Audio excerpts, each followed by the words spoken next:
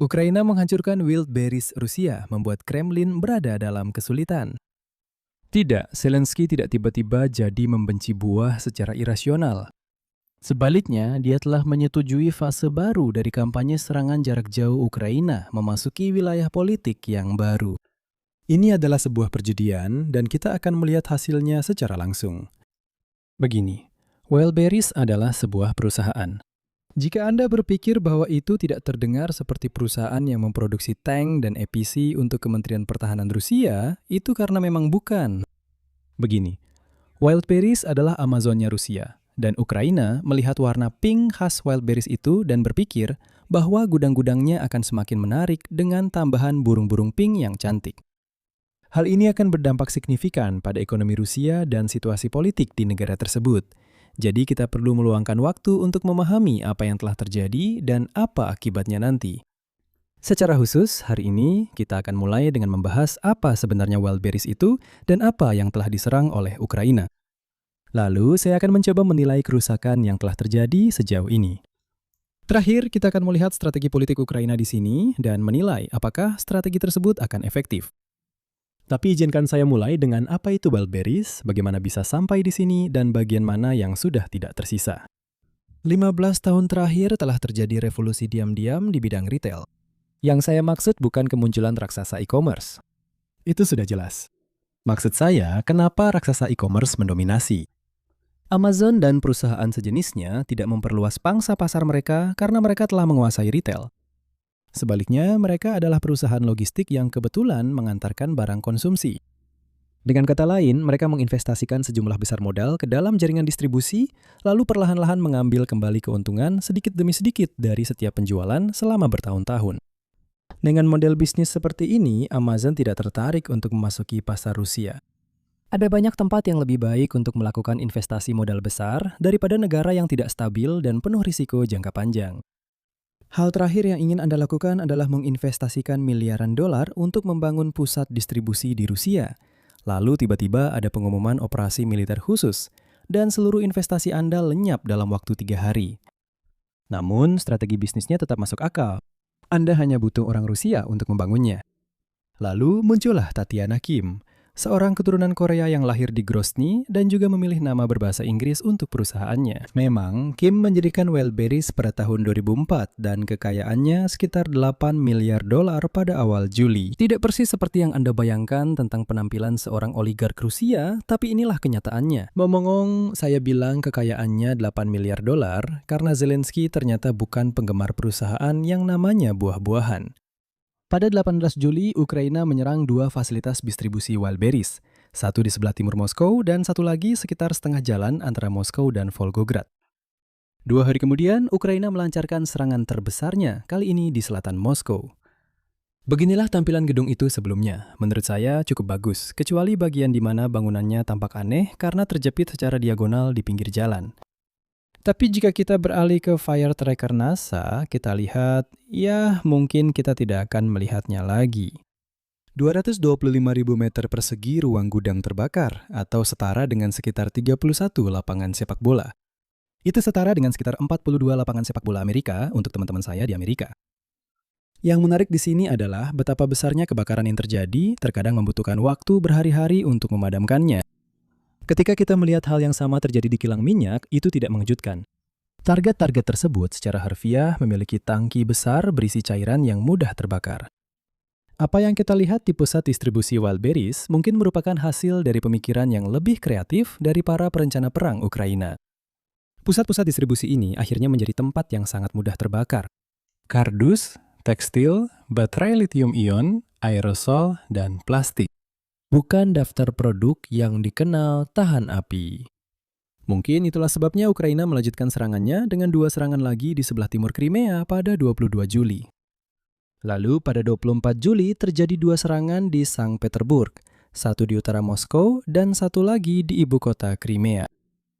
Sekarang saya dengan cemas melihat waktu berlalu, khawatir bahwa video ini keburu ketinggalan zaman saat saya menerbitkannya. Kerusakan di sini sangat signifikan. Serangan dari 18 hingga 20 Juli diperkirakan menyebabkan kerugian sekitar 457 juta dolar. Ini sampai pada titik di mana muncul pertanyaan, apakah jumlahnya terlalu besar untuk dibayarkan oleh perusahaan asuransi? Yang kemudian menimbulkan dampak pasar lanjutan. Ada juga dampak besar pada jaringannya, karena saya tidak ingin menjadi orang yang sekarang bertanggung jawab mengelola inventaris Wildberries di seluruh negeri. Serangan pada 18 hingga 20 Juli itu menghapus sekitar 10% kapasitas logistik perusahaan. Sekarang, Wildberries memiliki jaringan yang sangat luas dengan sekitar 200 fasilitas di seluruh Rusia. Sekitar 10 dari fasilitas itu berukuran kurang lebih sama dengan target serangan awal. Artinya, Ukraina bisa menghapus 20 hingga 25% operasi perusahaan hanya dengan beberapa serangan lagi. Ini membuat Kremlin berada dalam posisi yang sulit. Kementerian Pertahanan sudah kesulitan untuk melindungi kilang minyak Rusia dengan pertahanan udaranya. Apakah mereka mampu mengalokasikan lebih banyak sumber daya lagi untuk serangkaian target potensial lainnya? Selain itu, pertimbangkan juga betapa absurdnya situasi ini secara umum. Bayangkan saja sebuah dunia di mana setiap pusat distribusi Amazon di Amerika Serikat memiliki baterai anti-drone dan anti-rudal sendiri. Dan meskipun hari ini saya fokus pada Wildberries, Ukraina tidak hanya berfokus pada satu perusahaan itu saja. Serangan pada 20 Juli juga menyasar kawasan logistik milik Ozon, pesaing utama Wildberries di dalam Rusia.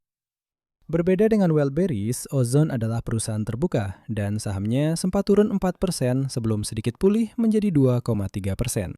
Namun, bersiaplah karena serangan pada 24 Juli juga akan segera mempengaruhi harga saham tersebut. Apapun penurunan yang terjadi, itu sebagian merupakan akibat dari serangan tersebut, tetapi juga mencerminkan risiko tambahan yang lebih luas bagi industri ini. Sementara valuasi privat BRI akan turun dengan margin yang lebih signifikan karena kerugian fisiknya lebih besar dan bukan sekadar hipotetis. Anehnya, Ukraina juga menargetkan pabrik pengemasan daging di Bryansk, meskipun yang satu itu lebih terkait dengan jaringan distribusi makanan perusahaan untuk tentara Rusia. Bagaimanapun juga, ada beberapa konsekuensi makroekonomi yang lebih subtil di sini. Ini bukan sekedar soal Ukraina menghancurkan banyak hal. Itu memiliki efek inflasi yang langsung, di mana jumlah rubel yang sama sekarang dipakai untuk membeli lebih sedikit barang. Sebaliknya, model distribusi e-commerce justru memiliki efek deflasi yang lebih luas. Jika model itu tidak lagi memungkinkan di Rusia selama perang masih berlangsung, dampak umumnya sama saja dengan berkurangnya lebih banyak barang di pasar. Harga tetap naik karena konsumen harus mengeluarkan biaya lebih untuk menerima barang secara fisik. Percakapan itu menjadi pengantar yang bagus untuk topik terakhir kita hari ini. Bagaimana serangan-serangan baru ini memengaruhi perhitungan politik di dalam Rusia? Pejabat Ukraina telah mencoba menggambarkan serangan terhadap Wildberries sebagai konsekuensi dari penjualan barang penggunaan ganda oleh perusahaan tersebut. Barang-barang seperti drone FPV dan kabel serat optik, serta barang yang bukan barang penggunaan ganda, seperti rompi anti peluru secara langsung. Memang benar bahwa Wildberries menjual produk-produk tersebut, dan saya rasa ini sendiri sudah cukup menunjukkan bahwa tentara Rusia bergantung pada perusahaan logistik untuk produk-produk itu. Sebaliknya, Amerika Serikat juga menggunakan industri swasta untuk produksi militernya. Tapi Anda tidak melihat Amazon yang menangani pengiriman-pengiriman itu.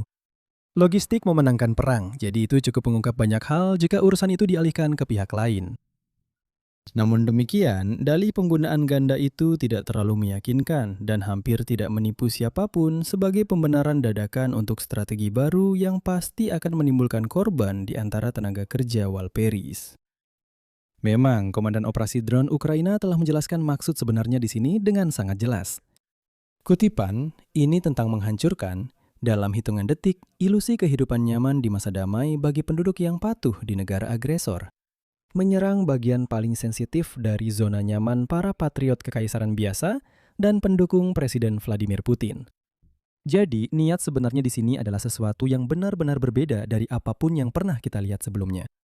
Tentu saja, kampanye terhadap kilang minyak telah menyebabkan kesulitan besar bagi konsumen Rusia. Namun, itu bukan tujuan utama dari serangan-serangan tersebut. Sebaliknya, Kremlin mendanai mesin perangnya melalui pendapatan dari minyak. Akibatnya, hancurkan kekayaan minyak, hancurkan tentara Rusia. Sebaliknya, serangan terhadap Wildberries terutama bertujuan mempengaruhi konsumen dan bisnis Rusia. Memang, bisnis kecil yang menggunakan Wildberries untuk pemenuhan pesanan sedang sangat marah saat ini. Beberapa dari mereka seluruh persediaan mereka hancur, yang secara efektif membuat perusahaan-perusahaan tersebut bangkrut. Pada tanggal 7 Juli mungkin menyadari kerentanannya sendiri, mengingat apa yang terjadi dengan kilang minyak, Wildberries mengubah perjanjian dengan vendornya agar tidak bertanggung jawab atas kerusakan properti, baik karena tindakan perang maupun operasi khusus di gudang. Ini adalah kesepakatan yang cukup menguntungkan bagi Valperis karena mereka hampir sepenuhnya berfungsi sebagai distributor. Namun, seperti halnya strategi semacam ini, Anda sedang berjudi pada batas antara reaksi balik publik dan frustrasi publik. Ketika publik bersimpati pada tujuan pemerintahnya sendiri, dampak jangka pendek dari menyakiti publik secara langsung justru akan meningkatkan dukungan kepada militer. Seluruh proses ini mungkin akan terasa melelahkan seiring waktu, tetapi setidaknya ada dukungan sementara untuk pemerintah. Sebaliknya, jika konsensus publik adalah bahwa seluruh operasi itu konyol, maka menyerang publik justru memicu mereka untuk menentang tindakan pemerintahnya sendiri. Anda bisa melihat efek yang terakhir ini pada Perang Iran. Konsumen Amerika Serikat melihat harga bensin yang lebih tinggi dan mereka tidak kesal pada Teheran atas penutupan Selat Hormuz. Mereka justru kesal pada pemerintahan Trump karena menempatkan Iran dalam posisi di mana menutup Selat Hormuz menjadi ide yang baik. Dan inilah saatnya perjudian yang disebutkan di awal video hari ini mulai terasa dampaknya. Apa yang akan kita amati secara langsung adalah kemana arah frustrasi warga Rusia pada umumnya. Tentu saja apa yang kita dengar di media barat saat ini tampak menjanjikan bagi Ukraina. Anda pasti ingat bahwa kekhawatiran Ukraina yang sering diulang saat ini adalah bahwa Rusia akan memobilisasi ratusan ribu tentara lagi ke garis depan, mungkin secepatnya pada bulan September. Taruhan yang dibuat Kiev adalah bahwa konsumen Rusia sudah akan marah kepada Kremlin, sehingga Putin harus khawatir bahwa mobilisasi yang tidak populer akan mendorong mereka melewati batas.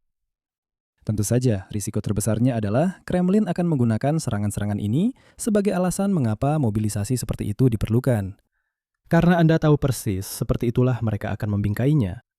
Rezim Kiev telah membunuh 15 pekerja gudang sipil dan melukai 90 orang lainnya. Mereka harus membayar atas apa yang telah mereka lakukan. Apakah narasi itu akan berhasil? Di sisi lain, masih harus dilihat. Jadi, apa kesimpulan kita untuk hari ini? Ukraina telah memperluas kampanye serangan jarak jauhnya dengan memasukkan sebuah perusahaan barang konsumsi besar Rusia. Kerusakan pada industri swasta sangat luas dan membuat Kremlin memiliki sedikit opsi pertahanan.